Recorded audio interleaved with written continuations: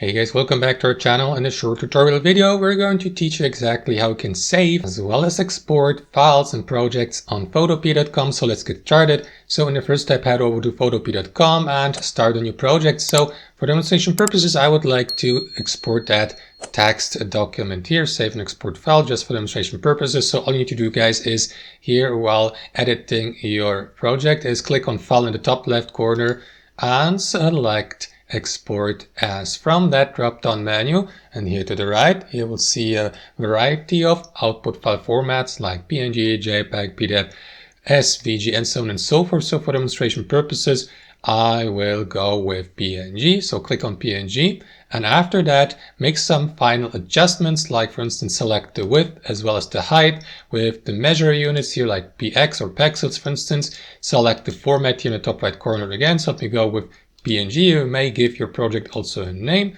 and to confirm the exporting, simply click on Save. Here you may also select a specific location like a download folder for instance on your device by clicking on these three dots here, and yeah, simply click on Save to export and to save the given file on your computer. And that's it, guys. Thanks for watching and have a wonderful day.